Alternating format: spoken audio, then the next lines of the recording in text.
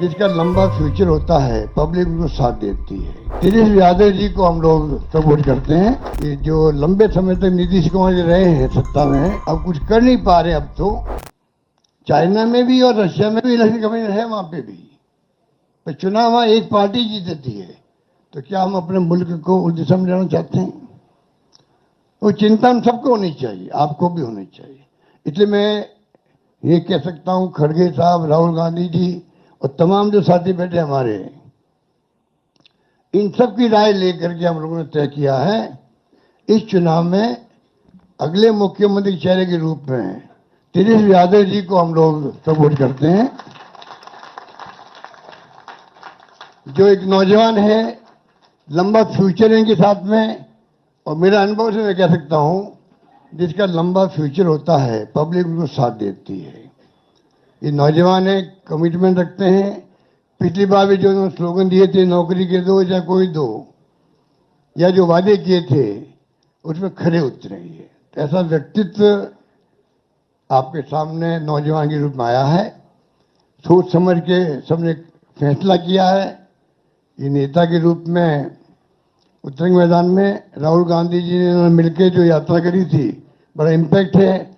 आने वाले वक्त में इनके अलावा राहुल जी भी आएंगे और नेता आएंगे, प्रियंका जी भी आएगी, सब नेता आएंगे।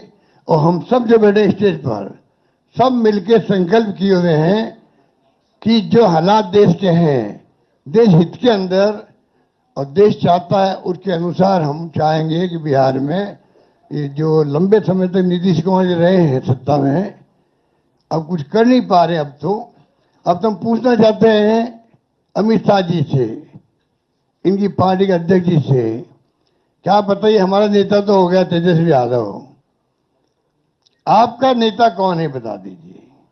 इससे काम नहीं चलेगा कि नीतीश कुमार के नेतृत्व में चुनाव लड़ा जाएगा। अगला मुख्यमंत्री का उम्मीदवार आपका कौन है, ये उनको बताना पड़ेगा। ये हमारी मांग है। और मांग क्यों है? इसलिए है, आपने देखा महाराष्ट्र के अंदर जो शिंदे थे, वो मुख्यमंत्री तत्कालीन, इन नेताओं ने कहा शिंदे के लीडरशिप में चुनाव लड़ा जाएगा। मैसेज दिया गया ये मुख्यमंत्री बनेंगे, और बाद में मुख्यमंत्री बना दिया और किसी को। यही बात लागू यहां हो रही है। अमित शाह जी आए, कहते चले गए हम चुनाव के बाद में तय करेंगे मुख्यमंत्री कौन बनेगा हमारा, पर नीतीश कुमार के नेतृत्व में चुनाव लड़ा जाएगा। तो महाराष्ट्र का एग्जाम्पल सबके सामने। इसलिए मैं इतना कहना चाहूंगा कि चुनाव में हम लोगों ने सोच समझ के तेजस्वी जी को घोषित किया नेता। और हमें पूरा यकीन है कि जो है तेजस्वी जी की घोषणा करना मायने रखता है। साथ में सबकी राय बनी है कि जो हमारे अन्य पिछड़ा वर्ग के साथी हैं,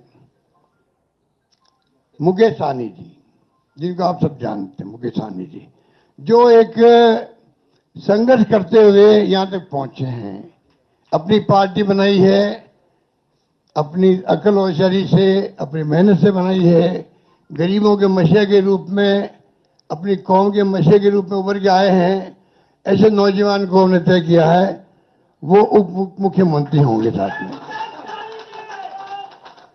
इसके साथ में जो आपके यहाँ बहुत सारे समाज भी हैं, सामाजिक इक्वेशन अलग तरह की है, तो जो अन्य सामाजिक वर्गों के लोग हैं उनमें से मुख्यमंत्री और बनाए जाएंगे, उप मुख्यमंत्री और बनाए जाएंगे।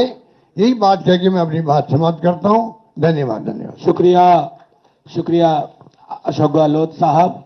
अब मैं आग्रह करूंगा सीएम डेजिग्नेट तेजस्वी जी और जो हमारे पूरे महागठबंधन की ओर से जिन्हें नामित किया गया है